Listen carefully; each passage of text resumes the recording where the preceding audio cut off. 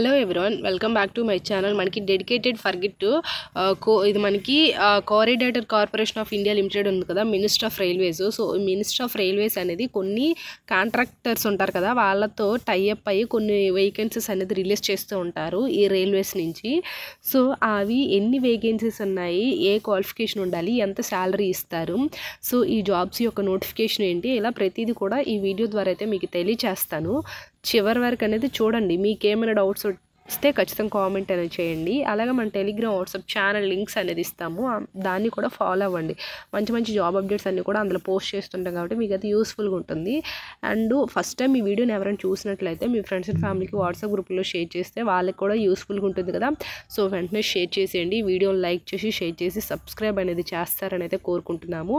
ఆ చిన్న సపోర్ట్ మీరు మన ఛానల్కి ఇస్తే కొంచెం ఎంకరేజ్మెంట్గా ఉంటుంది. సో వెంటనే లైక్ చేసి షేర్ చేసి సబ్స్క్రైబ్ కూడా చేసుకోండి. ఇప్పుడైతే మనం వీడియోలోకి అయితే వెళ్ళిపోదాం.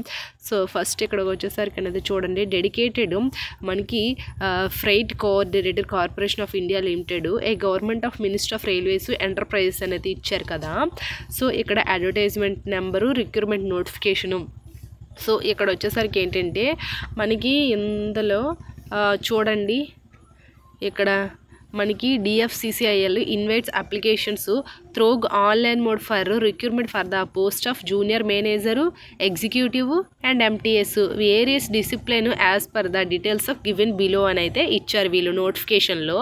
సో ఇక్కడ మనకి జూనియర్ మేనేజరు, ఎగ్జిక్యూటివ్, MTS పోస్టులు అనేది భర్తీ చేశారు వీళ్ళు. మనకి ఇక్కడ మనకు వచ్చేసరికి ఏంటంటే డీటెయిల్స్ ఆఫ్ ఏమి ఇచ్చారు చూడండి.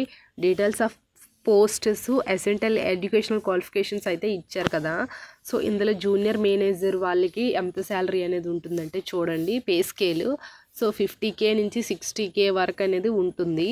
అయితే వీళ్ళకి first one junior manager finance డిపార్ట్మెంట్లో టోటల్ వేకెన్సీస్ ఏంటంటే మనకి ఇక్కడ 3 అనేది ఉంది. సో 3 వేకెన్సీస్ అయితే ఉన్నాయి జూనియర్ మేనేజర్ వాళ్ళకి. వీళ్ళకి ఏంటంటే CA క్వాలిఫికేషన్ అనేది ఖచ్చితంగా ఉండాలి. సో అది అండ్ మనకి 10th బేసిస్ మీద ఏమున్నాయో చూద్దాము. సో ఇక్కడ మల్టీ టాస్కింగ్ స్టాఫ్స్ ఉంది కదా. సో ఈ multi tasking staff pay scale ఎంత అంటే 16K నుంచి 45K వరకు అనేది ఉంటుంది. 16K నుంచి 45K వరకు పర్ మంత్ అనేది రెమ్యునరేషన్స్ అయితే ఉంటాయి. వీళ్ళకి ఇక్కడ వేకెన్సీస్ అనేది ఎక్కువగా ఉన్నాయి. సో వేకెన్సీస్ ఎలా అంటే మల్టీ టాస్కింగ్ స్టాఫ్ వాళ్ళకి ఏంటంటే టోటల్ 464 వేకెన్సీస్ అనేది ఇక్కడ ఇచ్చారు. ఇవి 464. సో అన్రిజర్వ్డ్ వాళ్ళకి ఇక్కడ చూడండి, అన్రిజర్వ్డ్ 194, SCకి 70, STకి 32, OBCకి 122, EWS 46. సో అవి కాకుండా ఇక్కడ PW వాళ్ళకి, ఎక్స్ సర్వీస్ మ్యాన్స్కి వేరేగా ఇచ్చారు.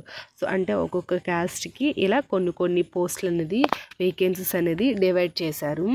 అయితే ఇందులో మనకి ఇక్కడ ఎసెంషియల్ ఎడ్యుకేషనల్ క్వాలిఫికేషన్స్ ఏమి ఇచ్చారు, matriculation plus minimum 1 year duration of course of completed act apprenticeship approved by NCVT, SCVT with not less than 60% marks ITI అనేది ఇచ్చారు.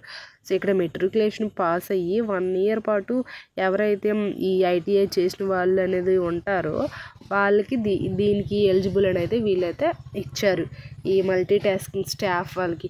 ఈ మల్టీ టాస్కింగ్ స్టాఫ్ అనేది చాలా ఎక్కువగానే ఉన్నాయి, 464. సో క్వాలిఫికేషన్ కూడా 10th ITI ఉంది కాబట్టి ప్రతి ఒక్కరు కూడా యూస్ చేసుకోండి. సో అది అండ్ నెక్స్ట్ వన్ వచ్చేసరికి ఏంటంటే ఇక్కడ ఏమి ఇచ్చారు, executive single and telecommunication total vacancies ఎన్ని ఉన్నాయి, 75 వేకెన్సీస్ అయితే ఇచ్చారు వీళ్ళు.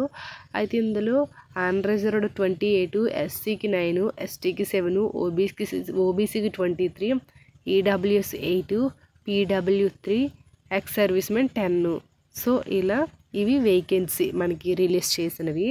అయితే ఇవి వేకెన్సీ టోటల్ మనకి 75 ఉన్నాయి. ఆ 75 కోడ్ను డివైడ్ చేశారు క్యాస్ట్ పరంగా, ఏ క్యాస్ట్కి ఎన్ని అనేది.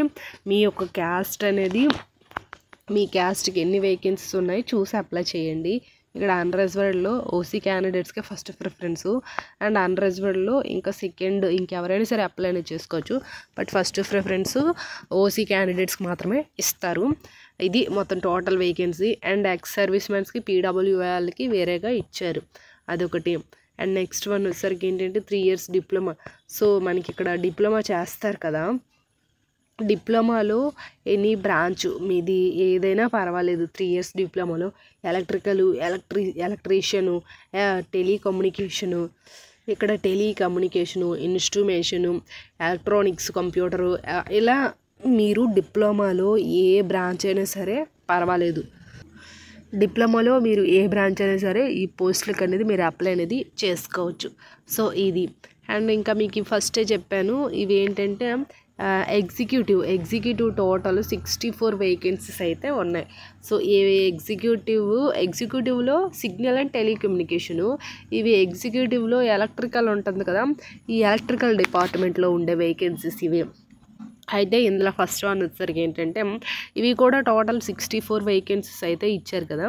అన్రిజర్వ్డ్ 28, ఓసీకి అదే ఎస్సీకి 11, ఎస్టీకి 5, ఓబీసీకి 14, ఈడబ్ల్యూఎస్కి 6, సో పీడబ్ల్యూ వాళ్ళకి 3, ఎక్స్ సర్వీస్ మెన్స్కి 9. సో ఇలా డివైడ్ చేస్తారు. సో ఎగ్జిక్యూటివ్ పోస్టులు అనేది ఎలక్ట్రికల్ డిపార్ట్మెంట్ ఉంది, టెలికమ్యూనికేషన్ డిపార్ట్మెంట్, 2 డిపార్ట్మెంట్స్లో ఉండేవి. ఒక దాంట్లో 75, ఒక దాంట్లో 64 అలా ఉన్నాయి. సో దీనికి డిప్లొమా ఉండాలి, దీనికి కూడా డిప్లొమా ఉండాలి. సో డిప్లొమాలో మీది ఎనీ బ్రాంచ్ అయినా సరే ఈ ఎగ్జిక్యూటివ్ ఎలక్ట్రికల్ అంటే ఓన్లీ ఎలక్ట్రికల్, ఎలక్ట్రానిక్స్, సో ఇది చేసిన వాళ్ళకి ఎక్కువ ప్రిఫరెన్స్ ఇస్తారు. సో ఇక్కడ టెలికమ్యూనికేషన్ డిపార్ట్మెంట్లో మీది ఏ బ్రాంచ్ అయినా సరే పర్వాలేదు. సో అదొకటి ఇక్కడ వీళ్ళు మెన్షన్ చేశారు. అండ్ ఇంకా మీకు ఇది ఫస్ట్లోనే చెప్పాను ఏంటి, ఎగ్జిక్యూటివ్ సివిల్ అనేది చెప్పలేదు, ఇప్పుడు చెప్తున్నాను. ఎగ్జిక్యూటివ్ సివిల్ కూడా డిప్లొమాలో సివిల్ ఇంజనీరింగ్ చేసి ఉంటారు కదా. సో సివిల్ ఇంజనీరింగ్ ఎవరైతే చేసి ఉంటారో ఈ సివిల్ డిపార్ట్మెంట్లో ఉండే వేకెన్సీస్కి అప్లై చేసుకోవచ్చు. ఇవి టోటల్ ఎన్ని ఉన్నాయంటే 36 వేకెన్సీస్ అయితే ఉన్నాయి. సో ఈ 36 వేకెన్సీస్ కూడాను క్యాస్ట్ వైజ్గా డివైడ్ చేశారు. ఇందులో సివిల్, ఎలక్ట్రికల్, టెలికమ్యూనికేషను, సో అలా ఉన్నాయి. అండ్ జూనియర్ మేనేజర్ అంటే ఖచ్చితంగా సీఏ చేసిన వాళ్ళు దీనికి ఎలిజిబుల్. సీఏ ఎవరైతే చేస్తుంటారో వాళ్ళు మాత్రమే దీనికి అప్లై చేసుకోవాలి. ఇవి టోటల్ వేకెన్సీస్. ఇందులో డిప్లొమా చేసిన వాళ్ళకి ఎలక్ట్రికల్, సివిల్, టెలికమ్యూనికేషన్ ఉంది. ఎంటీఎస్ పోస్టులు 400కి పైగా ఉన్నాయి. 10th క్లాస్ ఐటీఐ చేసిన వాళ్ళు దీనికి అనేది అప్లై అనేది చేసుకోవచ్చు. సో ఇవి మెయిన్ వేకెన్సీస్. అండ్ ఇంకా అదర్ ఇన్ఫర్మేషన్ చూస్తే ఇక్కడ ఏజ్ రిలాక్సేషన్స్ అంతా కూడాను ఇచ్చారు. సో మీరు ఒకసారి ఇదంతా చదవండి, కంప్లీట్ ఇన్ఫర్మేషన్ అనేది చదివి చూసి అప్లై అనేది చేసుకోండి. సో ఏజ్ లిమిట్ అనేది ఇక్కడ చూడండి, ప్రతి ఒక్కరికి 18 to 30 years అనేది ఇచ్చారు. ఓన్లీ ఎంటీఎస్ వాళ్ళకి మాత్రమే 33 years ఇచ్చారు. అండ్ దాంతోపాటు ఏజ్ రిలాక్సేషన్స్ ఇచ్చారు.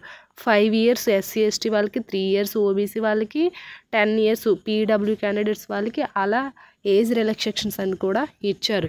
కింద వీళ్ళ యొక్క అఫీషియల్ వెబ్సైట్ లింక్ అనేది ఇస్తాను, ఒకసారి అనేది చూడండి, చూసి అప్లై అనేది చేసుకోండి.